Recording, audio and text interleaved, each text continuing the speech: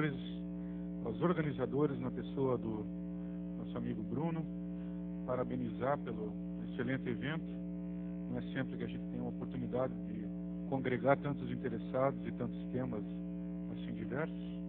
Então eu venho, de certo modo, representar a comunidade jurídica, que ainda temos uma necessidade de intersecção entre o pessoal da informática, os micreiros, os computeiros e os advogados, os juristas, né? Cada vez mais são áreas que devem aí se intercomunicar.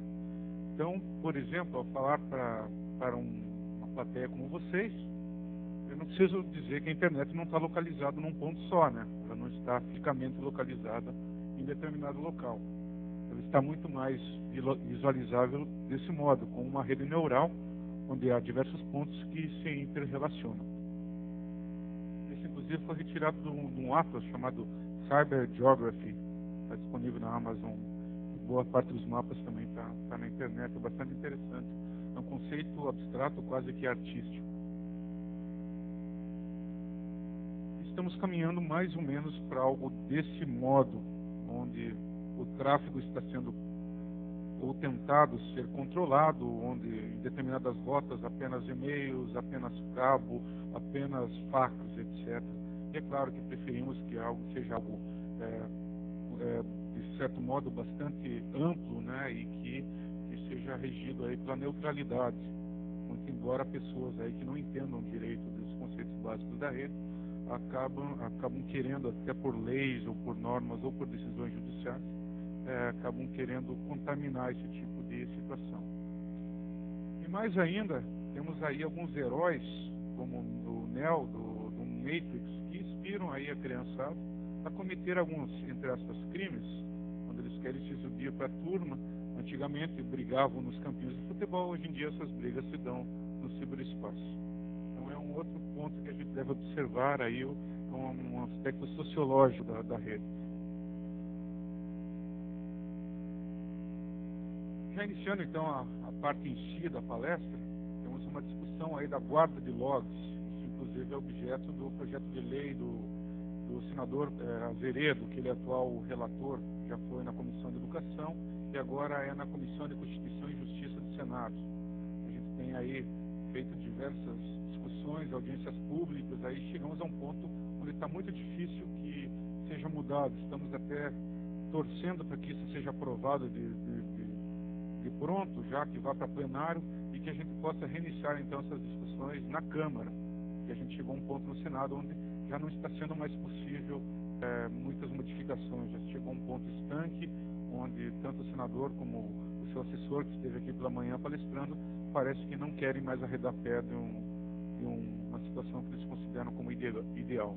Então os logs, de acordo aí com a cartilha de segurança para a internet do CFBR, são registros de atividades gerados por software. Isso não é novidade para vocês.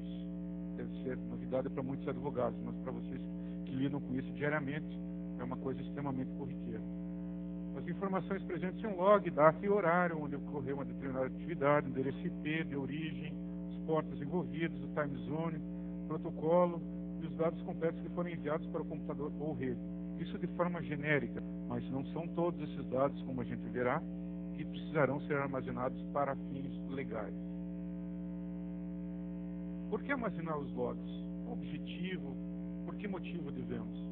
Segundo o que eu levantei, para identificar um incidente de segurança ou falha de sistema, ou como única forma de identificar determinada conexão do usuário. Isso por si só já é uma justificativa para que se exija legalmente que as empresas, que as entidades guardem os logs. O que deve ser guardado? A gente vai ver também adiante. Mas vamos encontrar já uma barreira já de início, uma barreira constitucional. O artigo 5º, inciso 10, que defende a intimidade das pessoas.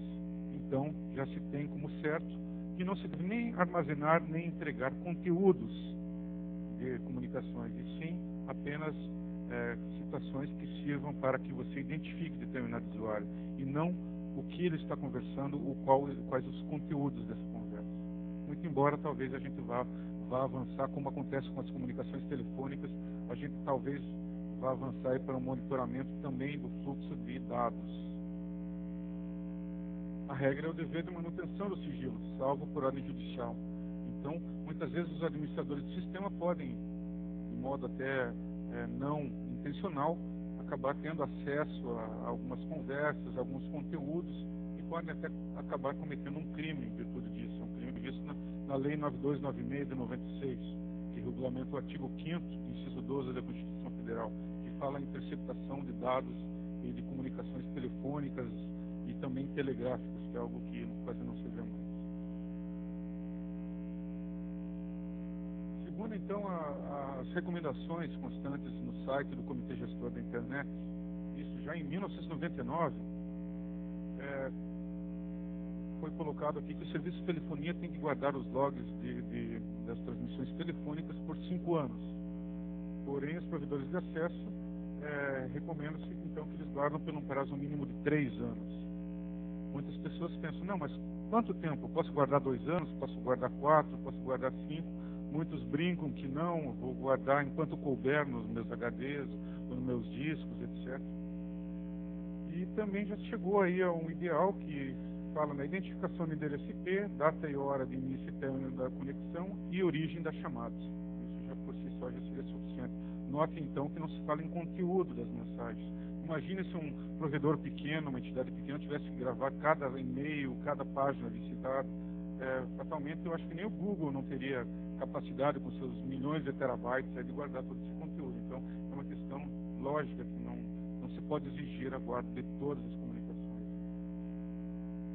Algumas decisões judiciais. O Tribunal de Justiça de Minas Gerais, em 2005, ele já consagrou aí que a questão da privacidade e do sigilo das comunicações diz respeito à qualificação de pessoas e não ao teor da mensagem enviada. Então já vem coadunar o que a gente já vem colocando. Então, a votação unânime no mandato de segurança. Já na evolução disso mesmo, o Supremo Tribunal Federal, em 2006, entende aí que não há quebra de sigilo das comunicações de dados, que é a chamada interceptação, mas sim apreensão de base física, na qual se encontravam os dados, mediante prévia e fundamentada decisão judicial. Então, como eu já coloquei para vocês, a regra é sempre a decisão judicial. Se porventura vocês receberem uma mensagem, um ofício de uma autoridade policial, por exemplo, já se questiona se devem cumprir ou não. Na dúvida, espere uma ordem judicial. Então, eles colocaram aqui, por ser uma decisão do Supremo Tribunal Federal, isso praticamente já é uma regra, já tem efeito de lei, que a proteção que se refere ao artigo 5º, 12 da Constituição, que fala na inviolabilidade dos dados, é da comunicação de dados, que seria o fluxo de dados, e não dos dados em si mesmos, ainda mais quando armazenados em computador. Para ficar um pouquinho mais claro, o STJ esclareceu em 2006 o que seria isso. Então, já proferiam a decisão no sentido que o fornecimento de dados cadastrais, como o endereço, por exemplo, não está protegido pelo sigilo. Então, muitas vezes, vocês no endereço do IP, através do IP que vocês identificaram, vocês vão ter que chegar ao endereço. Mesmo assim, vocês vão precisar de uma ordem judicial. Aqui, então, eles falam que o sigilo não é absoluto, como a gente bem sabe, né? Então, eles afastam a questão do sigilo, dizem que é necessário uma ordem judicial, mas, de qualquer modo, vocês precisariam dessa ordem para obter até simples dados cadastrais. Então, veda-se a quebra do sigilo da comunicação dos dados, e não do conhecimento dos dados em si. Aí temos aí uma figura de um cybercafé, algo que também vem preocupando bastante, e muitos crimes são cometidos nos cybercafés. Por quê? Porque às vezes as pessoas entram, eles não têm estrutura suficiente, eles não pegam os dados da pessoa que está lá praticando a conexão, e muitos meliantes, sabendo dessa vulnerabilidade, utilizam os cybercafés justamente para propagar aí crimes, boatos, spams, principalmente crimes contra a honra, se valendo desse pretenso anonimato. Com base nisso, temos a Lei Estadual de São Paulo, de 2006, onde eles colocam ali no artigo 2º o que deve ser guardado no momento da contratação do serviço, da utilização do serviço, melhor dizendo, nome completo, data de nascimento, endereço completo, telefone e número do documento de identidade.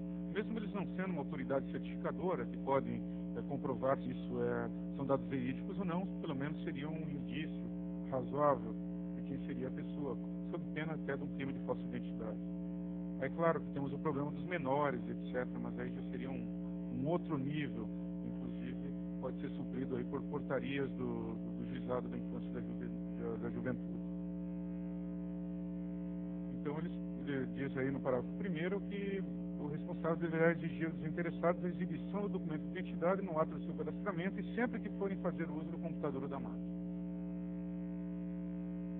O estabelecimento deverá registrar a hora inicial e final de cada acesso, com a identificação do usuário e do equipamento por ele utilizado. E o que mais nos interessa é que, segundo essa lei, deve ser guardado por 5 anos dos logs, ao contrário lá do que se prevê, então, nas recomendações do Comitê Gestor. O fornecimento desses dados só poderá ser feito por ordem judicial. Isso, como já vimos, também já foi determinado e consagrado pelos tribunais superiores. É vedada a divulgação dos dados cadastrais, salvo se houver expressa autorização do usuário. Então, talvez ainda falte uma melhor conscientização dos donos de cybercafés para que guardem efetivamente esses dados, que não exponham a terceiros, senão acabam aí fazendo bancos de dados para envio de spam, por exemplo. Então, é toda uma questão complexa que talvez só com mais conscientização, só com mais amadurecimento que a gente chegaria no ideal. E temos sempre que lutar por isso, né? Aí tem uma multa aí de R$3.000 a R$10.000, de acordo com a gravidade de infração, conforme critérios a serem definidos no regulamento, podendo até da suspensão da atividade e até ao fechamento. E aqui no Rio de Janeiro a gente tem também uma lei estadual, também de 2006, mas não entra no mérito dos logs. Ela apenas fala que os cybercafés devem ficar aí a uma distância de pelo menos 1 quilômetro das escolas, para que se evite, então, cooptar crianças para que vão jogar Counter-Strike, vão ficar acessando o Orkut, ao invés de assistir às aulas. Como já vimos aí algumas estatísticas recentes, temos aí esses projetos do computador do milhão, etc., mas infelizmente está se provando através de estatísticas que, ao invés de trazer produtividade para as crianças, para os alunos, ao contrário, está trazendo estímulo aí para que fiquem acessando pornografia, fiquem jogando, fiquem brincando, etc. Então, o computador, ao invés de trazer uma vantagem, uma modernidade, uma tranquilidade, digamos, ele está se revelando um tiro no pé pela falta de orientação, talvez, pela falta de preparo, talvez, até dos professores.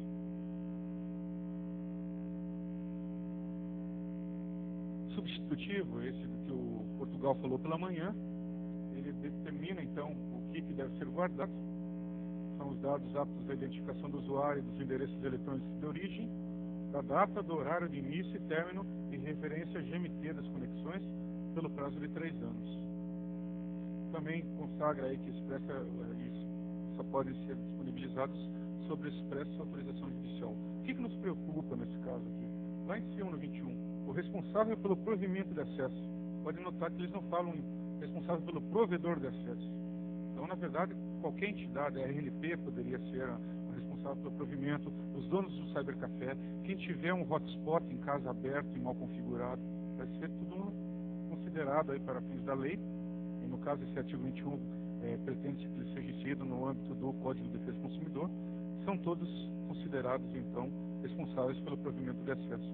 Isso acaba gerando aí, de certa forma, um desincentivo às pessoas aí que forneçam ou disponibilizem acesso gratuito em função de toda essa responsabilização que está se colocando.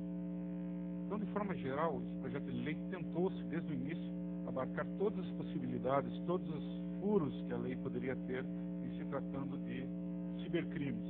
Foi se colocando todas as possibilidades, acabou virando o que chamamos de um Frankenstein jurídico, onde um artigo acaba se chocando com o outro, ao invés de fazer algo enxuto, algo que já se verifica, que realmente precisa, vamos tentar buscar aí condutas onde talvez seja necessário. Não, já ouvimos falar de um caso assim, etc. E acabou chegando a algo tão complexo que, segundo a nossa opinião, seria melhor descartar então esse projeto como está e começar do zero, porque ficaria muito difícil de implementar como está hoje. Temos aí mais os detalhes, são diversas responsabilidades do responsável pelo provimento, a ponto de inviabilizar o trabalho de muitas pessoas aí e também incriminar, inclusive penalmente, muitas pessoas que talvez forneçam aí até hotéis, por exemplo, que a gente pensa, muitas vezes sabem quem é o dono, quem está utilizando o quarto, mas muitas vezes a pessoa se vale de uma identidade falsa, etc. Então tem muitos detalhes aí que são realmente preocupantes. E aí foi considerado aí o projeto Big Brother, dando ensejo aí a muitas reclamações, muitas campanhas por parte dos usuários, dos blogs. Isso é bastante interessante, foi talvez o primeiro projeto de lei que provocou uma reação dos internautas, por assim dizer. Primeiro, nós temos um acesso aos projetos de lei ainda muito pequeno. O Senado Federal, por exemplo, não disponibiliza as íntegras. Você tem que, às vezes, escrever, ligar, buscar de outras formas para saber como está evoluindo isso, ao contrário da Câmara. É o caso desse projeto do Senado. Depois de tantas reclamações, depois de tantas críticas, eles tentaram, como nós chamamos, passar um rolo compressor e aprovar o projeto como estava. Aí conseguimos, através da assessoria de outros senadores, acesso a esse projeto. O senhor Portugal, que esteve aqui, inclusive reclamou que essa versão que tinha sido divulgada aí, extraoficialmente, era uma versão falsa, e quando isso saiu a público, um pouco antes do falecimento do ACM, verificou-se que era, como não só podia ser, exatamente a mesma versão que tinha sido protocolada.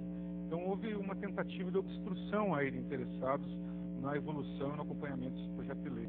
Então fica aí registrado aí essa necessidade de transparência de muitas pessoas, muitos especialistas, muitos interessados que, cientes das consequências de um projeto de lei de tal porte, procuram aí opinar, procuram trazer suas sugestões e muitas vezes não são bem recebidos em função disso. Chegamos aí a reclamações desse porte, né? Não são um número, doe um neurônio para o Eduardo Azeredo. Mais uma, colocando aí o lei de controle da internet, aí, colocando como fosse o fim da internet, algo de cunho nazista, etc. Muitas vezes a gente sabe que, pelas pessoas não terem familiaridade com as leis, essas reações são um pouco exageradas, mas mesmo assim mostram que no futuro próximo nós teremos condição de interferirmos nas leis, nos projetos de lei, fazer aí manifestações, repúdio, etc. E cada vez mais, provavelmente, os políticos vão ter medo da internet como uma ferramenta democrática, uma ferramenta onde, com custo zero, as pessoas poderão aí se comunicar com seus políticos, etc., e fazerem suas reclamações. Acredito eu que vai se tornar cada vez mais uma ferramenta direta, bidirecional entre o político e o seu eleitorado. E cada vez mais também vamos ouvir falar nessa sigla, ICP Brasil. Alguém sabe o que é? A infraestrutura de chaves públicas brasileira, muito pouca gente sabe o que é. Mesmo assim, nas primeiras versões do projeto de lei do Azeredo, eles queriam que todo mundo, todos os brasileiros tivessem, para acessar a internet, tivessem um certificado digital da ICP Brasil. Houve aí reações, isso caiu e veio, na verdade, regredindo, então, a um ponto onde o controle ficou quase que mínimo, mas ainda um pouco incômodo. Mas é fato que existem muitos interessados, principalmente as certificadoras, principalmente os bancos, agora, por parte da OAB, por parte do Judiciário, inclusive, que está adotando o processo eletrônico, para que se use, então, o ECPF, que já é comum, já é conhecido por alguns, aí na utilização da apresentação da declaração de imposto de renda, já é exigido isso. Então, cada vez mais a gente vai ter que ficar forçosamente familiarizado com esse nomezinho, né? O Brasil, na era da certificação digital. Isso ele veio de uma medida provisória de 2001, aliás, até agora vem se arrastando, que não houve uma possibilidade ainda, em virtude das dificuldades técnicas, do custo, etc., não houve uma possibilidade de implementação aí em larga escala, mas isso vai acontecer a médio prazo, é praticamente uma certeza. Já mudando um pouquinho de tema, em contrapartida, temos que falar da liberdade de expressão. Nós aí, o Brasil que veio de uma ditadura, onde através do AI-5 e os mais antigos lembram muito melhor do que eu as consequências disso, tivemos aí um cerceamento da liberdade de expressão. E os mais novos acabaram se acostumando com uma certa liberdade, a ponto de não brigar, não combater aí as iniciativas que cerceiem esse direito constitucionalmente assegurado. Então temos aí como exemplo um blog chamado Bangu 1, bangu1.com.br, ele está no ar. Então foi feita uma sátira, vocês podem ver aí, que é algo, pelo menos em termos de artísticos, é muito bem feitinho, etc., muito bacana. E uma brincadeira, né? E foi feito como se os prisioneiros de dentro do Bangu estivessem atualizando um blog. Então eles estão fazendo as reclamações deles lá, enfim, colocam as situações aí que eles enfrentam no dia a dia. Tem lá o fundo da quentinha, a oração do tento, etc. É bastante interessante. Só que está desativado já um pouco depois. Por quê? Espero que esteja mais ou menos visível, mas por oportuno venha solicitar em virtude da constatação dos delitos de apologia e quadrilha ou bando, através da publicação de materiais ilícitos no site bangu1.com.br, alocado pela Webaholic, que a página seja retirada de circulação imediatamente. Ademais, que seja informado o nome e atuais endereços dos responsáveis pela manutenção do site, para que os mesmos possam ser intimados para esclarecerem melhor os fatos.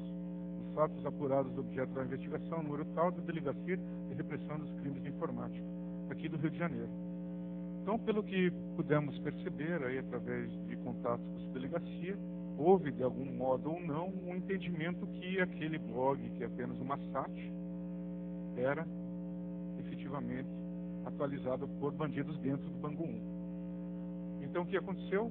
Foi impetrado um habeas corpus para que se liberasse, então, os bandidos virtuais e que eles pudessem garantir a sua liberdade de expressão e manter o site no ar, que foi obtido sucesso. O site está no ar até hoje, mas, infelizmente, eles não tiveram mais interesse em atualizá-lo. Porém, todo o conteúdo ainda está no ar. É bastante interessante como um dos primeiros casos brasileiros aí onde se discutiu mais a fundo a questão da liberdade de expressão, até onde se pode ir, até onde vai, então, essa liberdade.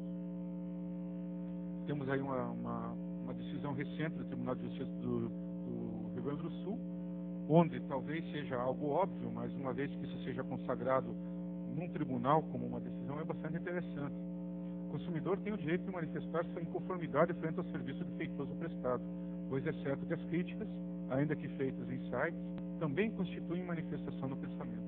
Isso é bastante óbvio, mas uma vez que a gente tenha isso consagrado, a gente tem um precedente bastante importante para que, em casos semelhantes, se tenha pelo menos uma ou várias decisões para que se coloque ao juiz que queira exercer um poder de censura. Isso já vem na nossa cabeça imediatamente o caso da Cicarelli, onde foi divulgado aquele vídeo, houve aí uma comoção popular no começo do ano. Também é um caso bastante interessante, muito embora se trate mais de uma certa invasão de privacidade, embora tenha sido realizada num local público. É diferente do caso de um blog, por exemplo. Mas a gente pode chegar aí no mínimo, no máximo, no 8 ou 80, pelo menos, do que pode e o que não pode. Também a gente pode lembrar aí de um caso aí, se não me engano, do Mato Grosso, onde um consumidor se vestiu de palhaço porque ele queria comprar um Fiat Stilo, e ou você tem ou você não tem, era o slogan da época. E aí ele comprou, entrou na fila, etc. E começaram a demorar muito para entregar para ele, e ele brincava lá. Ou você tem, ou você não tem, eu não tenho. Então se vestiu de palhaço para reclamar. Aí a Fiat entrou com uma medida para tirar o site do ar, que achou ofensivo. Isso também deflagrou uma briga judicial bastante interessante, onde se garantiu então a possibilidade de ele manter essa reclamação no ar. Então é muito importante, onde eu quero chegar, vocês como alguns aqui devem ser administradores de sistema, etc., é muito difícil a olho nu a gente saber o que é uma liberdade de expressão, o que é um cometimento de um crime, até que ponto vai a responsabilidade do administrador de sistemas, uma vez intimado de colocar um site do ar, até quando ele deve cumprir essa ordem, ou deve pensar, não, isso é liberdade de expressão, eu só vou cumprir uma ordem mediante ordem judicial, senão seria um crime de desobediência. Então, mesmo assim, é muito interessante a gente parar para pensar até onde se vai, os limites da liberdade de expressão, que é algo que cada vez vai sendo mais discutido na internet. Nós costumamos dizer que as 3 linhas mestras da discussão na internet nos próximos anos: privacidade, liberdade de expressão e propriedade intelectual. Esse é um caso que eu sempre trago, talvez alguns de vocês já tenham ouvido falar, tenham ouvido até em outras palestras minhas, mas é um caso sui generis que eu não deixo de trazer. Era um site que era o folhadebananeira.br, onde eles prometiam entregar em casa produtos como maconha, lança-perfume, êxtase, cocaína. Então, como comprar? Escolha o produto, envie o e-mail e receba em sua casa. Sabe, simplesmente olhar um site também tão bem feito, assim, onde tinha um domínio, Folha de Bananeira com BR, era bastante estranho. Aí fomos lá na página do Registro BR investigar, né? Colocamos lá Folha de Bananeira com BR e caímos lá que a entidade seria o senhor Pedro Bananeira Comércio e Serviços. E lá o número do CNPJ dele, 005-478-625, responsável Pedro Bananeira, um endereço lá que não podemos dizer se é verídico ou não, Fortaleza, Ceará. Mas mesmo assim estava estranho. Aí fomos lá na página da Receita Federal verificar esse CNPJ. Qual não foi a nossa surpresa? Que esse CNPJ era de posse da Secretaria Especial dos Direitos Humanos, órgão público do Poder Executivo Federal. Então a gente pode ver disso que realmente os miliantes, muito embora queiram brincar, às vezes fazer uma sátira, uma brincadeira, como se descobriu depois, isso aí, segundo o rapaz, ele só queria chamar atenção, ele não tinha droga, no máximo seria uma apologia, nós não soubemos até então que desfecho teve. Mas a gente vê aí que ou por falta de informação, ou realmente por vontade de provocar, as pessoas não têm medo do Ministério da Justiça, não têm medo da polícia, não têm medo aí do judiciário. A exemplo aí dos phishing scans, utilizam, por exemplo, a própria Polícia Civil. Vejam aqui as fotos dos procurados, isso é um pouco antigo, é 2006, outro da Polícia Federal e tantos outros, N exemplos aí onde utilizam, inclusive, nomes de tribunais, etc. E no máximo o que se faz é colocar um aviso na página inicial, cuidado com os e-mails falsos, etc. Enfim, que não seja por isso que a Polícia Federal não está agindo aí. Trazemos aí o exemplo de diversas operações, cada qual com seus nomes bastante interessantes, onde iniciaram em 2001 a Cashnet, tiveram aí diversas prisões, 25 prisões no Pará e o Paraupebas, foi considerado então a capital dos phishers, dos hackers, dos crackers, né? Onde de uma hora para outra começou a aparecer várias caminhonetes 0 quilômetro, enfim, virou uma verdadeira escolinha de receitas de bolo aí para enganar os incautos. 2003, a Operação Webpage, que resultou na primeira condenação por crime cibernético no país, um rapaz chamado Guilherme de Amorim, de 18 anos, que com o auxílio de um policial civil e mais a namorada dele fazia, então aí eram os cabeças de uma quadrilha. Operação Cavalo de Troia 1 e 2, podem ver que o prejuízo estimado 240 milhões, não estamos falando de quantias pequenas. Algumas dessas pessoas, através desse dinheiro desviado, contrataram bons advogados, conseguiram habeas corpus para responder os crimes em liberdade, voltaram a delinquir. Então, alguns foram presos lá na Cashnet e acabaram sendo presos de novo na Cavalo de Troia, as mesmas pessoas. 2005, Operação Clone, 4 prisões apenas, prejuízo estimado em 10 milhões. A Pegasus e a Pegasus 2, todos isso aqui envolvem prejuízos a bancos, né? São através do phishing scan. Pegasus e Pegasus 2, aí diversos estados, 113 prisões. 2005, a .com, lá no sul, 45 mandados de prisão, 63 mandados de busca e apreensão e um mandado de apreensão de menor. Operação Scan em 2006, também aí 6 ou 7 estados, 55 prisões, também prejuízo estimado de cerca de 10 milhões de reais. 54 prisões em diversos estados ali na Operação Rio Picante, que ficou bastante conhecido. A Control Outdel em 2006, também 3 estados lá do Norte e Nordeste, 41 prisões. Operação Valáquia, que isso não saberia dizer o porquê da utilização desse nome, mas me remete talvez a algo ligado aí a, eu não saberia dizer mesmo, mas talvez a mitologia. 27 mandados de busca e apreensão e diversos de prisão. Operação Colossus, esse nome diz respeito àquele mecanismo de criptografia utilizado na Segunda Guerra. Aliás, a Polícia Federal, Peixinho, a Polícia Federal é bastante pródiga em nomes criativos das operações, né? É bastante interessante. Então a Colossus, que é uma das últimas, aí são 5 estados, 41 mandados de busca e apreensão e 29 mandados de prisão. Isso a maioria envolve aí, então, furto qualificado também, ou estelionato, dependendo do tribunal, ainda não se chegou a uma medida qual dos dois crimes seria efetivamente praticado. Aí vem lá o Azeredo, com seu projeto de lei, querendo tipificar novamente um crime que já poderia ser enquadrado no nosso atual Código Penal. E aí temos uma verdadeira confusão de leis, onde, ao invés de facilitar, acaba dificultando mais, porque o juiz não vai saber qual tipo de artigo ele vai ter que aplicar.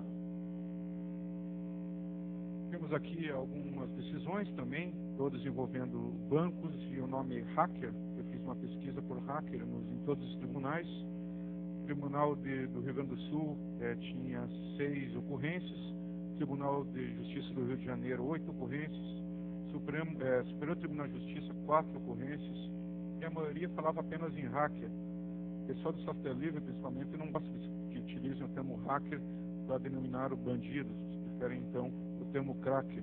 Então esse é um dos poucos acórdãos onde se fala aí a diferenciação entre cracker, aqui, cracker e hacker, né? Então ele faz toda uma dissecação, o relator, né, o juiz, quais seriam as partes partes ativas do crime: o programador, o usuário, o plaqueiro de placa, biscoiteiro, o cartãozeiro, que na verdade aí seria o clone do cartão de crédito, né? O subplaqueiro, o laranja, enfim, daí faz aqui a diferença, explica aqui que seria o phishing scan, né, que para as pessoas da área jurídica é algo ainda um pouco complexo, né? Phishing seria password, a senha, mais phishing de pescaria, então a retirada de dinheiro das contas bancárias, causando um evidente prejuízo, principalmente para os bancos. Daí o interesse dos bancos, da FEBRABAN, em incentivar, enfim, impulsionar que essa lei aí do senador Azeredo seja o quanto antes aprovada. Essa é uma decisão, então, do TRF, do Tribunal Regional Federal da Primeira Região. Temos aqui uma bastante interessante do Tribunal de Alçada de Minas Gerais. Como é que está meu tempo, senhores? Tranquilo? Acho que eu estou mais ou menos na metade já, passando a metade um pouco. Então, o Tribunal de Justiça de Minas Gerais, 2005, é uma decisão bastante emblemática. Se, por um lado, a conduta dos hackers é considerada previsível e evitável, o que os senhores acham? A conduta de um hacker, o cracker, é considerada previsível e evitável? Há como evitaram, digamos que o estado da arte, da técnica, já é possível de evitar ou temos que buscar, então, uma repressão depois que aconteceu? Atualmente, dependendo apenas da evolução tecnológica, não havendo como aplicar se excludente de força maior. Por outro, apuração da responsabilidade das empresas fornecedoras de serviço de acesso à rede mundial, depende do caso concreto. A publicidade amplamente divulgada, garantindo segurança aos assinantes da provedora, implica a responsabilidade da empresa, nos exatos termos do contrato firmado. Então, pelo que a gente tira aqui, as provedoras, os prestadores de serviço, têm que colocar um disclaimer na página dizendo que elas não se responsabilizam por atividades hackers. Uma vez que elas se abstenham de colocar isso, elas poderiam ser condenadas nos exatos termos dessa decisão. Então, como eles colocaram aqui, ou se comprovou ter informado seus clientes de maneira transparente sobre as questões relativas às invasões dos hackers. Algo talvez um pouco redundante, né? Como se colocasse: não corra na estrada que você pode bater o carro. Enfim. Tribunal de Justiça do Rio de Janeiro, 2005, também uma decisão bastante interessante, onde eles colocam que os hackers são indivíduos que entram no sistema de informática, quebrando sistemas de segurança para causar danos. Obrigado, cara. A discussão do tema segurança na rede envolve a discussão de 2 assuntos polêmicos: anonimato e privacidade. São dois lados da moeda. O direito à privacidade constitui um limite natural ao direito à informação. O direito ao anonimato constitui um dificultador dos mecanismos de segurança em ambiente virtual. Ou seja, incentivar a clandestinidade na rede significa torná-la um mundo que ninguém é obrigado a nada, nem responsável por nada. Então, por isso, a gente nota que os tribunais já estão evoluindo nessa questão, muito embora, talvez, amparados ou com assessoria das pessoas técnicas competentes suficientes, mas já estamos notando aí uma evolução, uma melhor compreensão dessas questões envolvendo a internet. Aí eles colocam aqui no CET, que é bastante interessante também: os provedores como porta de entrada e saída da rede são os que têm possibilidade de averiguar os dados dos internautas que sejam seus clientes, propiciando que se investigue a prática de atos irregulares. Hoje em dia já se confundiu a questão dos provedores com a questão das telefônicas, né, das telecoms. Muitas vezes os provedores só fazem a autenticação e quem faz efetivamente o provimento de acesso são as telecoms. muito embora são os provedores que mantenham os dados cadastrais sob a guarda delas, né? Então você tem que quebrar o sigilo por um lado e conseguir a identificação do IP muitas vezes por outro. Mais um do Rio de Janeiro, onde o juiz aí faz uma diferenciação entre furto e estelionato. Então ele acredita já, de modo implícito, que já temos uma lei suficiente para punir esse tipo de crime, que é o Fiche-Scan. Então só entra no mérito aqui se seria um crime de furto, né, que seria subtrair coisa aliemosa, onde o Portugal colocou aquela equiparação de coisa a dados informáticos pela manhã, onde está sendo feita essa modificação na lei, e praticamente vai acontecer, por mais redundante que pareça. Então os lesados que tiveram valores subtraídos de suas contas, ocorre um furto mediante fraude, absorção do crime de interceptação das comunicações telemáticas pelo crime de furto. Isso é um embrólio jurídico sem maiores consequências. Se não houve entrega da coisa pelo lesado, mas subtração, a conduta se ajusta ao tipo penal que prevê o crime de furto, muito embora haja aplicação do crime de estelionato na maioria dos casos. Esse é um dos poucos crimes, das poucas situações que se previu então o crime de furto, no caso do hacking, né? Então, conduta do agente consistente em criar propaganda falsa em sítio da internet, objetivando atrair usuários para, infectando-se seus computadores com vírus Trojan, cavalo de Troia, obter os dados bancários e senhas das vítimas. Enfim, o Fiche-Scan tradicional, né? É o spam, que é o veículo, e no fim ele está hospedado, se arquivo malicioso está hospedado em algum local. Como disse o Giacomo na palestra anterior, aí, tem que se conseguir então retirar isso do ar o quanto antes, para depois buscar-se muitas vezes uma reação aí policial ou jurídica. Mais um aí do Tribunal de Justiça do Rio de Janeiro. Eu trouxe diversos Rio de Janeiro em homenagem até ao próprio local onde a gente está aqui participando desse evento. É sabido que os sistemas informatizados mantidos pelas instituições financeiras são frequentemente abordados por hackers, que capturam as senhas dos correntistas e realizam diversas operações em nome dos mesmos. Assim, diante da previsibilidade dos eventos danosos, imputa-se à instituição bancária os constrangimentos sofridos pela demandante. Aí há quase que unanimidade em condenar os bancos, então, a ressarcir o correntista, por mais que não fique provado se ele efetivamente sabia do que estava fazendo, porque através do Código de Defesa do Consumidor, a inversão do ônus da prova, quem tem que provar que não fez seria o banco. A gente sabe que isso era quase impossível provar que um correntista não clicou num Trojan ou não instalou, enfim, acabam tendo que indenizar de um modo ou do outro, e é claro, os bancos vão espernear até onde podem, né? Aí temos aí novas modalidades, que seriam aí a chamada biometria. Por exemplo, aqui o scan de face. Temos aí alguns exemplos aí que talvez através, a imagem não está muito boa, mas dá para ter uma noção, através de alguns detalhes, como o óculos, tamanho do nariz, etc., se consegue então abrir uma fechadura ou autorizar acesso pela face do indivíduo. Então, se ele cortar o cabelo, tirar o óculos, já crescer o bigode, talvez vá mudar um pouquinho a situação. Também a biometria através da digital, né? Também através da digital da mão, né? De todas elas combinadas. E aí através desses três exemplos, poderíamos antecipar uma nova conduta criminosa aí, que seria o spoofing de biometria, de dados biométricos, né? Onde ao invés de você cortar a mão do indivíduo para fazer isso aqui, você teria que hackear o sistema e mudar os dados, criptografados ou não, correspondentes, os dados binários correspondentes à somatória dessas informações, né? Então, muitas pessoas acham, não, vamos cortar a mão da pessoa lá e conseguir o acesso. É claro que tem modos muito menos doloridos, pelo menos, para isso acontecer. Aqui eu trouxe um exemplo de um Porsche Cayenne, onde ele já tem aqui um mecanismo de GPS, um verdadeiro computador já embutido. Cada vez mais os carros estão computadorizados, cheios de chips. Imagina se daqui a pouco vamos ter aí uma tela azul aí no meio, está dirigindo, aí vai ter uma tela azul no seu carro, etc. Enfim, a gente vai tendo aí algumas complicações, e uma coisa que eu sempre me pergunto, por que a Microsoft nunca foi responsabilizada pelo Ministério Público por vulnerabilidade desses sistemas? Claro que a gente sabe que os sistemas, os programas nunca são finalizados, nunca saem de uma fase beta, digamos assim, estão em constante aprimoramento. Mas a partir do momento que existe aí 90% das pessoas utilizam softwares da Microsoft e a gente sabe que o Linux, o Mac não são sistemas tão vulneráveis, deveria se pensar alguma coisa nesse modo, como responsabilizar então as software houses por softwares que permitem ou que facilitam pelo menos certas infecções.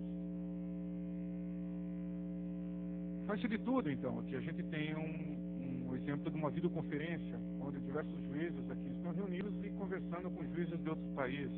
Eles estão fazendo uma audiência virtual aí através de dispositivos aí tecnológicos ainda de pouca familiaridade da maioria dos juízes. Então está se fazendo de tudo para que se avance aí, para que os juízes consigam entender melhor a tecnologia, consigam utilizar mecanismos que possibilitem então uma maior agilidade, uma maior celeridade. Mas mesmo assim a gente tem um caso como esse, onde os senhores talvez já devem ter ouvido falar, no Diário Oficial, no meio de o que deveria ter sido uma publicação de um despacho judicial, é um diálogo do MSN. Então são situações como essa que nos faz pensar até que ponto a tecnologia traz vantagens, mas onde no fim é o usuário que é realmente a pessoa vulnerável. É uma decisão bastante recente aqui. Foi um pirata, foi preso aí porque estava baixando ou pirateando o Star Wars 3, ou a vingança do Sith. E daí teria que colocar aí um mecanismo como castigo, além dos 5 meses que ele passou na prisão, ele teria que colocar aí um programa de monitoramento no computador dele.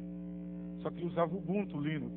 Então forçaram, entre aspas, ele a utilizar um Windows, porque não havia um mecanismo, não havia um programa de monitoramento que rodasse em Linux. Aí tem lá no site dele ele dando pulo de 3 metros de altura, porque ele foi forçado a usar o Windows, sendo que ele é um usuário do Linux. Então a gente vê aí algumas... Isso não é no Brasil, né? Isso, se não me engano, foi nos Estados Unidos. É uma decisão bastante interessante. E aí, na crista da onda, temos o Second Life, um novo ambiente virtual, onde alguns acham que é o futuro da internet, onde você realmente vai ter uma segunda vida, outros acham que é um simples hype, isso não deve durar muito, precisa de máquina muito robusta, não tem graça nenhuma, etc. O fato é que muitas empresas estão investindo nesse mercado, alguns advogados já firmaram o escritório lá, a ponto de ter saído recentemente também uma consulta no OAB, perguntando se isso seria eticamente permissível ou não. A OAB entende que não, aliás, que sim, que seria um problema ético, mas aí o advogado argumenta que não, mas isso aí é apenas como fosse um outdoor, apenas uma divulgação, aí temos aí o problema do marketing, enfim, é a própria ética se transmutando na época da internet. Então temos aí o Second Life Brasil, relativamente recente, onde N condutas podem ser praticadas lá dentro, a ponto de pensarmos, será que a lei vai ter que se adaptar ao ponto de um avatar que seria o bonequinho lá, acabar processando o outro e ele ser julgado dentro do próprio Second Life. Lá dentro já se fala na criação de tribunais, etc. Mas infelizmente, coisa um pouco mais complicada. Temos aí possibilidades como o ensino à distância, onde se poderia criar um auditório virtual como esse, onde as pessoas poderiam se reunir dentro do Second Life, o próprio palestrante também seria um avatar, também sentaria lá. Esse aqui, se não me engano, foi o caso de uma milionária, onde se divulgou, foi a primeira milionária, a Ashley, alguma coisa. Ela tem um nome chinês, mas na verdade ela é alemã. Então, enquanto ela estava fazendo aqui a sua palestra, houve aí uma intercedência de, entre aspas, hackers, onde surgiram diversos tênis voadores, começaram a sobrevoar aqui e atrapalharam em demasia a entrevista dela, né? Então, são coisas bastante interessantes, aí nos faz lembrar aquela questão da liberdade de expressão, né? Será que isso seria uma liberdade de expressão? Seria uma simples brincadeira? Seria um crime? De certo modo, como um laboratório, é bastante interessante.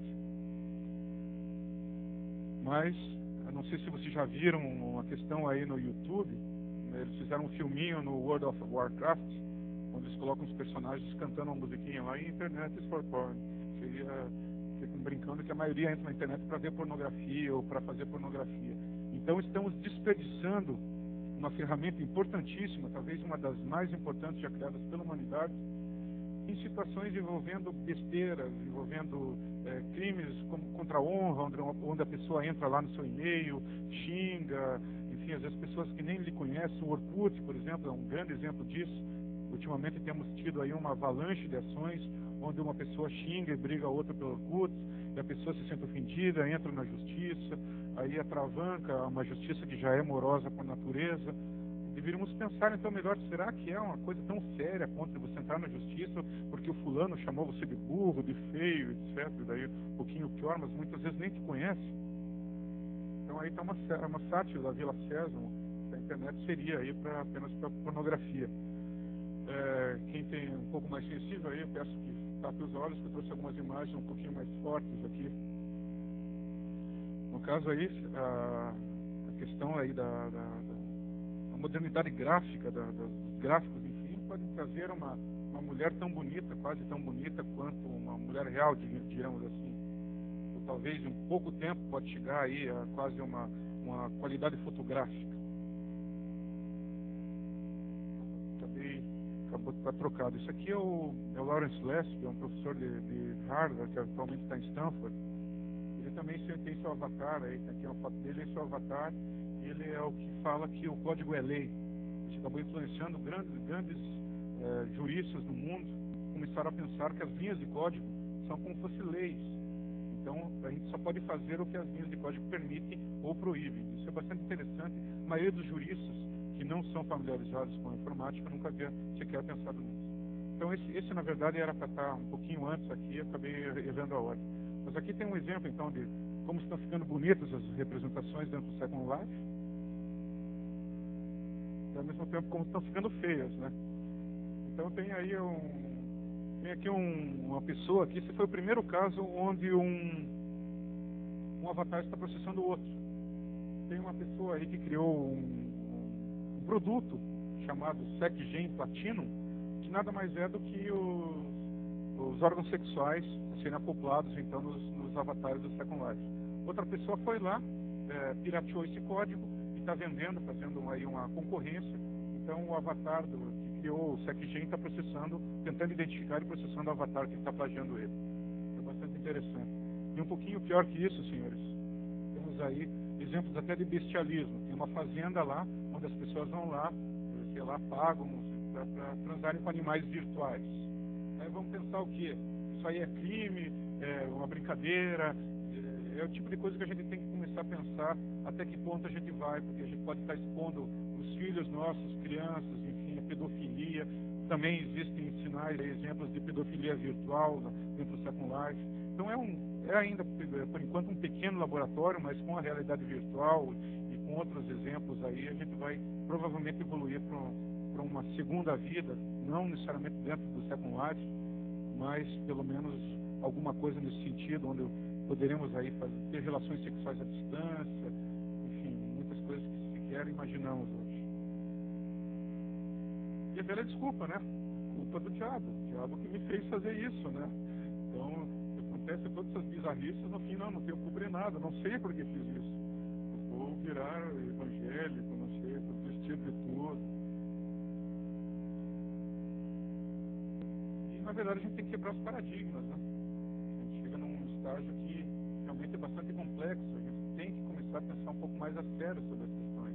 Para onde estamos evoluindo, e nós temos aí uma responsabilidade, nós temos aí um papel ativo em todas essas questões, e somos parte dessa revolução que é a própria internet, né? Estamos só no começo. Então deixo aqui os e-mails de contato, tanto do CAIS como o meu pessoal. Se tivermos aí mais um tempinho, estou à disposição para responder algumas perguntas. Obrigado pela atenção.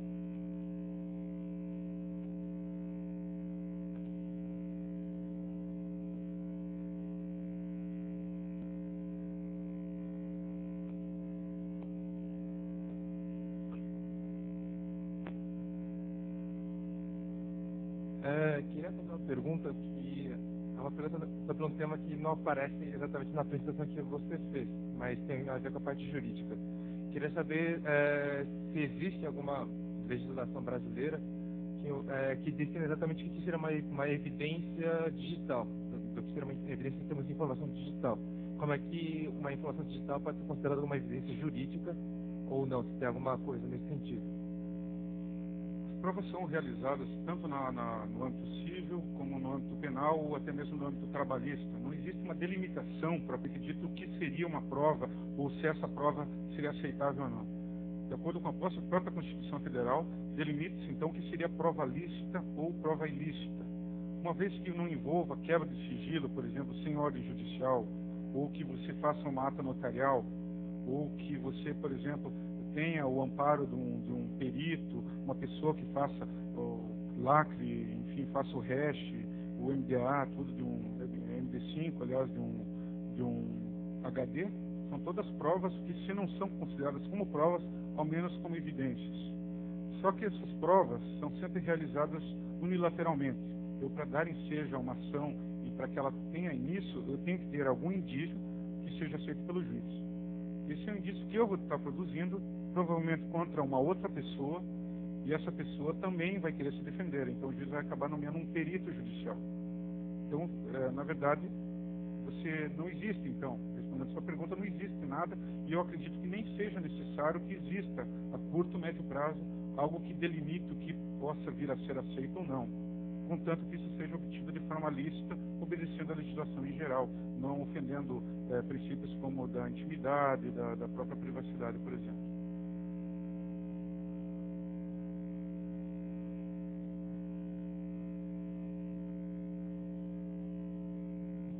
Opa, estava intencionado em fazer uma pergunta na palestra pela manhã ao São Portugal, e era sobre essa questão algumas questões que envolviam a tecnologia e a confiança na tecnologia.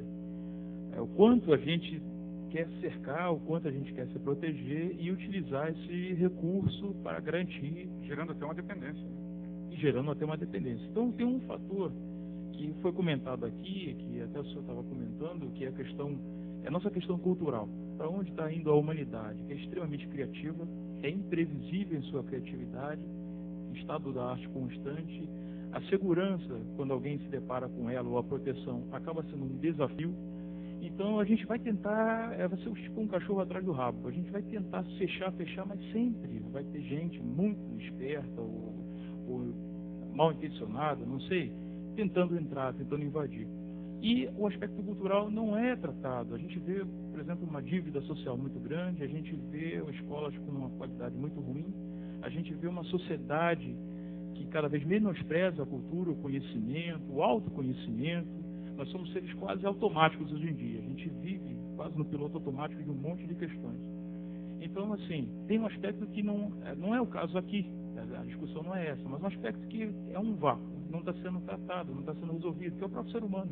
A gente mesmo, e não vai estar, não necessariamente numa ideologia, numa religião e tudo mais, mas assim, em algum ponto que deveria apontar para a gente mesmo se conhecer, para a gente mesmo se entender melhor enquanto ser humano e numa sociedade.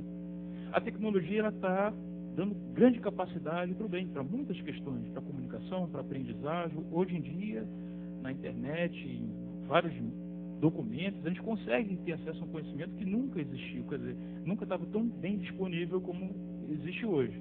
Só que tem muita coisa ruim que é ampliada também. O poder de fogo de quem está mal intencionado, dos criminosos, mas amplia violentamente, e aí entra nesse paradoxo. O anonimato dos indivíduos, que é garantido de alguma forma por lei e tudo mais, né, vamos dizer assim, e ao mesmo tempo, vamos dizer, essa má intenção de estar invadindo, estar prejudicando, estar se beneficiando, uma coisa individual.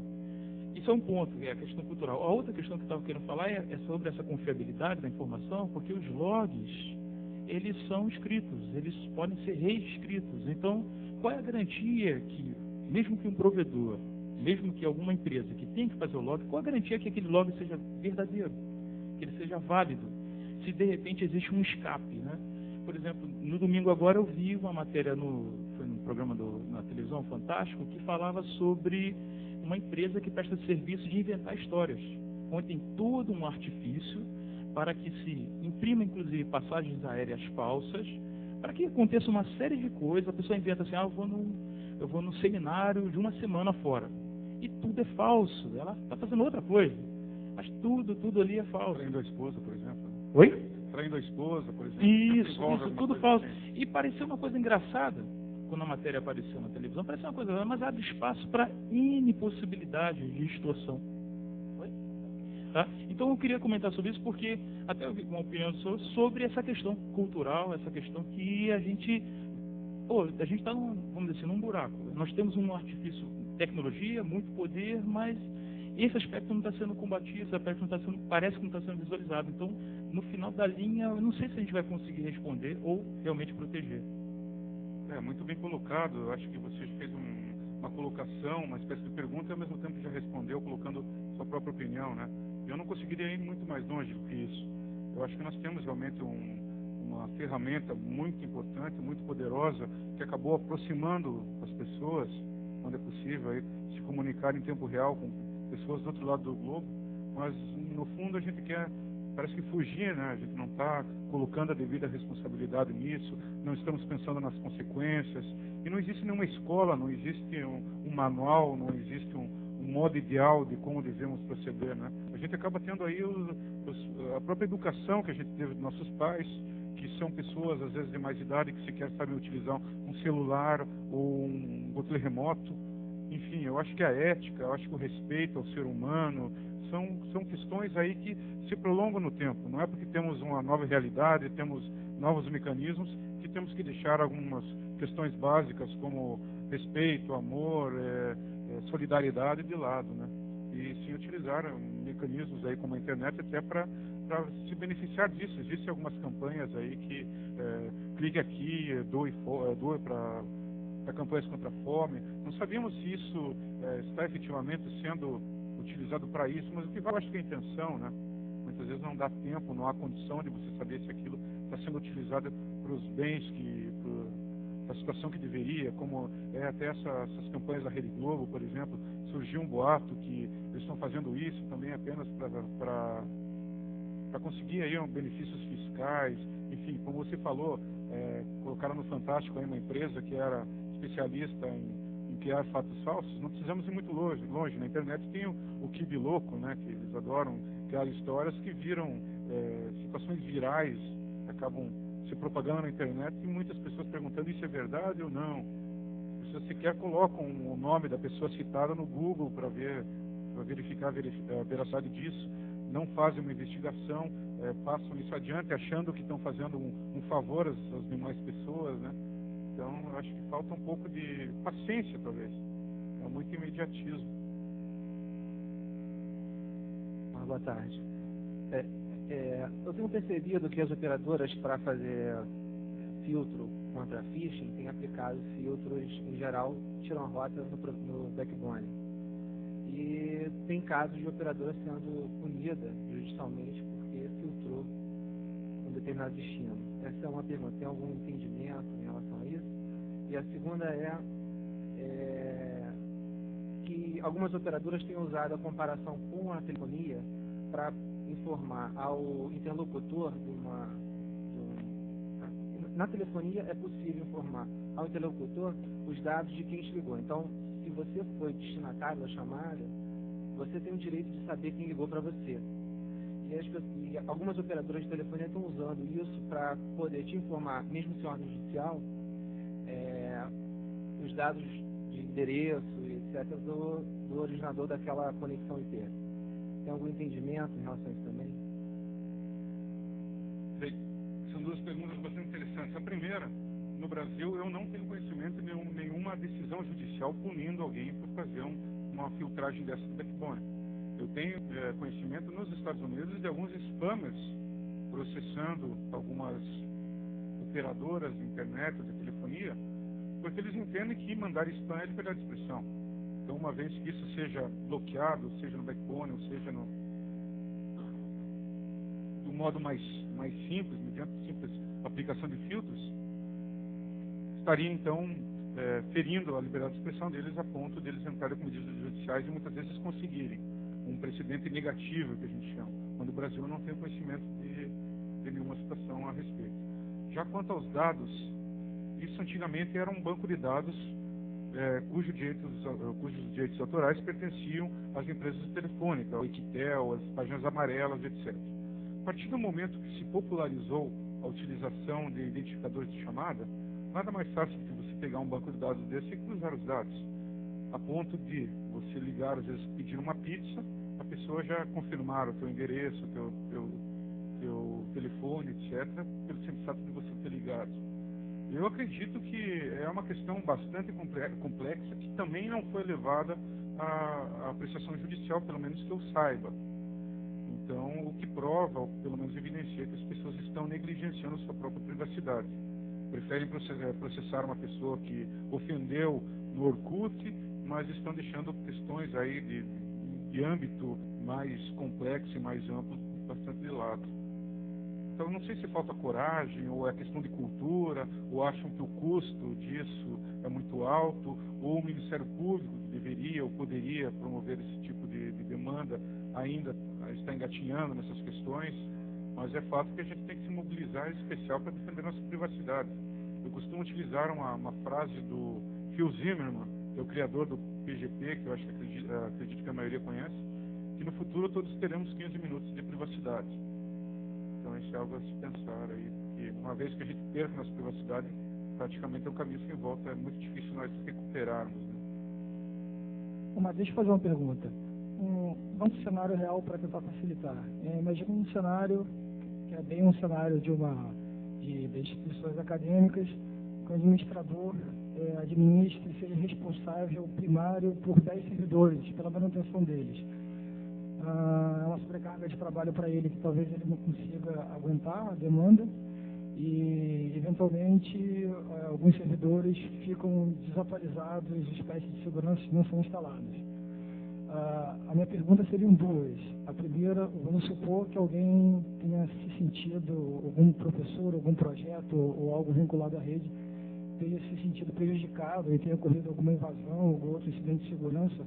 Qual é a responsabilidade do administrador hoje e como seria a responsabilidade do administrador caso o projeto substitutivo de lei do Azeredo fosse aprovado? A responsabilidade basicamente seria uma responsabilidade civil. Seria muito difícil você incriminar, num caso desse, um administrador, porque ele não pode ser vítima e agente ao mesmo tempo, para começar essa conversa. Em segundo lugar, na responsabilidade civil, primeiro, ele teria, digamos assim, ele estaria no topo da hierarquia a ponto de definir sozinho, ou ele estaria cumprindo ordens. Se ele estaria cumprindo ordens, ele fez o melhor que ele pôde, ou seja, exerceu o máximo possível de zelo, cuidado, etc., a ponto de ele merecer ser responsabilizado. Terceiro, acaba sendo a entidade responsabilizada e não o administrador. Então, cabe responsabilização contra a entidade que depois teria direito de regresso contra o administrador. Então, é muito difícil você generalizar assim, ou pegar um caso desse em tese sem você analisar os pormenores. Eu sei que sim, é possível responsabilizar um administrador conforme o caso, mas não é em todos os casos, existem diversos pormenores a serem analisados. As consequências do projeto de lei do Azeredo, como ele está, são bastante preocupantes, a ponto de, como já ouvimos aí algumas possibilidades, de terceirizarem serviços para poderem se eximir ou abrir mão da responsabilidade, né? Porque é realmente algo bastante complexo. Inclusive, o representante da Abranet, numa das audiências públicas do Senado, trouxe uma conta astronômica que envolveria o custo de adaptação para esse, coisa de milhões, assim, que custaria os provedores para poderem se adaptar a esse projeto de lei. O simples fato de terem que colocar a mão no bolso já seria um belo pretexto para desencorajar, então, essa adaptação ou mesmo para quebrar alguns provedores. Então, a gente não sabe. Na verdade, deixar como está é bastante temeroso, porque a gente sabe que leva anos aí para se criar um projeto de lei, ser aprovado, tramitar, etc. E, na verdade, nesse projeto de lei estão aí é um grande exercício de futurologia. Eles estão querendo aí prever algumas situações e, na verdade, é um grande exagero. Então, esperamos que isso seja, numa situação que está hoje, é bastante preocupante, né, a questão. Talvez eles estejam forçando do mais para depois, através das discussões, ir para o meio termo, né? Senão, se ficariam no meio termo, acabaria indo para baixo com as discussões e daí estaríamos trocando 6 por meia dúzia, né? ou teríamos aí provavelmente mais uma lei para não ser cumprida, como tantos no Brasil, que é bom deixar bem claro, é um dos países, se não o país que mais tem leis no mundo. Perfeito.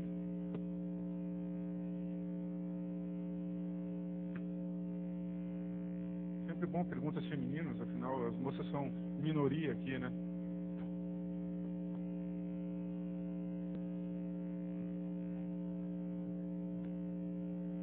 Boa tarde.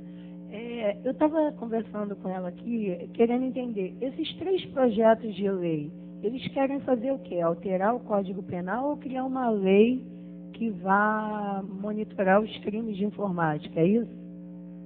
Esses 3 projetos de lei foram condensados em um só, através de um substitutivo, e eles modificam o Código Penal, o Código de Defesa do Consumidor, a Lei de Interceptação Telefônica, Código Penal Militar e, se não me engano, o Código de Processo Penal. Então, eles trazem pelo menos 4 ou 5 modificações em leis pré-existentes. Então, ele não teria uma vida autônoma. Cada pedaço dele acabaria se incorporando a leis pré-existentes. Segundo o entendimento, então, do Azeredo, do assessor dele e das pessoas aí que estão envolvidas e interessadas nesse projeto mais diretamente, há uma necessidade, então, de adequação das leis atuais.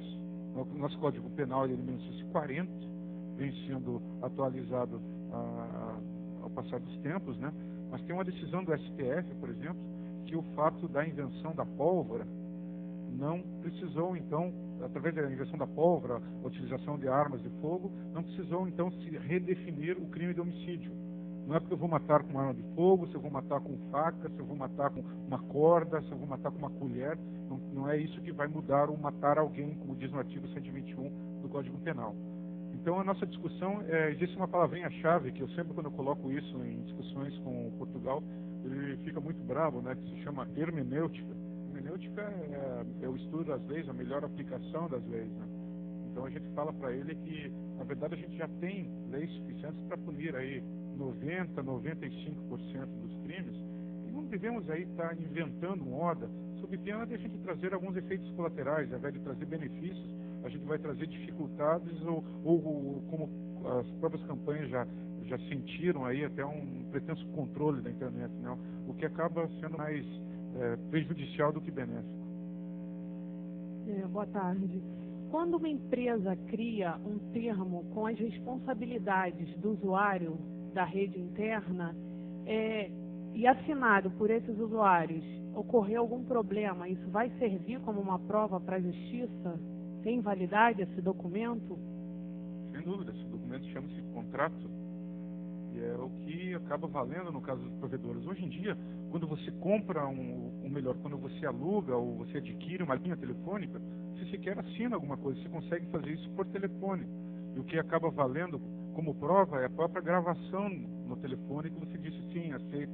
Eles falam, inclusive, isso está sendo gravado. Então, esse tipo de prova está evoluindo cada vez mais. Antigamente, era necessário que você fosse até um local, assinasse lá, muitas vezes reconhecesse firma disso, guardasse o papel. Hoje em dia isso está acabando. A tendência é que você aperta um botãozinho, eu aceito, não aceito.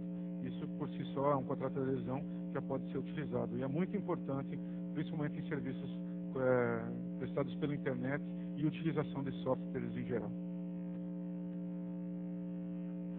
Complementando a pergunta dela, não tem um problema também no caso do contrato, ele é unilateral da parte do provedor, por exemplo, que pode causar uma divergência. Por exemplo, eu tenho que contratar esse serviço, eu não tenho opção de indagar em relação a esse contrato que está sendo dado, eu vou aceitar por natureza que eu estou precisando desse serviço, e a partir dali eu fico submetido a uma regra que eu não acredito, que até onde eu sei, base de legislação, todo contrato pode ser questionado e chegado em acordo, não simplesmente apresentado para você e você aceitar. Correto.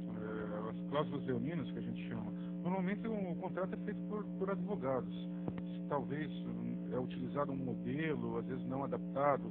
Antigamente, pela falta de conhecimento, pegavam um modelo de fora, apenas traduziam, sem levar em conta aí as peculiaridades da lei nacional, a ponto de mencionar em leis como o DMCA, o Digital Millennium Copyright Act. Se não me engano, é um site bem grande, até algum tempo atrás tinha menção a isso, que é uma lei americana e obviamente não tem aplicabilidade no Brasil. Então, é claro, uma vez que você se sinta prejudicado, você pode, primeiro, notificar o provedor ou o prestador de serviços para que melhor esclareça esses fatos. Pode procurar o PROCON, por exemplo, e pode chegar até uma discussão judicial. Uma vez que isso incomode uma pessoa ou mais uma pessoa, em obtendo uma modificação disso para melhor, isso teria que ser publicado, divulgado, e viria então a beneficiar diversas pessoas que fossem atingidas. Então, mas isso também deve ser visto conforme caso a caso. Sim, aconteceu, por exemplo, um fato comigo, vou dar um exemplo. Mercado Livre. Eu aceitei o contrato deles lá, né, de colocar um anúncio, e estava dando problema na hora de gerar o boleto lá deles. Resumindo, eu atrasei o pagamento e eles simplesmente cortaram. Tem um prazo esse contrato teria 30 dias de anúncio, vamos pensar assim. Em 10 dias eles cortaram o meu anúncio. Aí eu mandei uma notificação. Eu falei com eles, pedi para reformular esse boleto que ia pagar. Eu queria que reativassem por direito, né, nesse valor, esses próximos 20 dias. Eles falaram, não, você tem que pagar, vai ficar só com seus 10 dias e acabou, e é isso, e ponto final. Então, toda hora recebendo ameaças judiciais em cima de mim. Eu falei, bom, não vou pagar uma coisa, certo? Vocês não estão me dando o serviço completo. Se vocês quiserem, ainda falei, eu ainda pago o reajuste em relação ao atraso se vocês desejarem. Se negaram a isso. Isso é um exemplo, não está no meu contrato ali. Você aceitou. Eu falei, não aceitei isso. Então, quer dizer, essa nuance que eu estou querendo chegar, né? Até onde esse contrato que veio deles, né, que é unilateral, pode ser mandatório sobre a gente, entendeu? É mandatório até o momento que ele é questionado, né? É chamado contrato de adesão, é previsto inclusive no Código de Defesa do Consumidor. É um contrato considerado, como bem você colocou, unilateral e pode ser questionado. Só que nós temos um outro problema que é um efeito colateral, eu já diria. Quase todos os serviços que a gente contrata via internet, às vezes não apenas via internet, ele tem um contrato e as pessoas não têm o hábito de ler esses contratos. Ou muitas vezes elas leem, mas não sabem interpretar. Então a gente lê, torce para que dê certo, fica em aceito para poder usufruir do serviço e tem que rezar para que não aconteça nenhum problema, né? Para daí começar a questionar.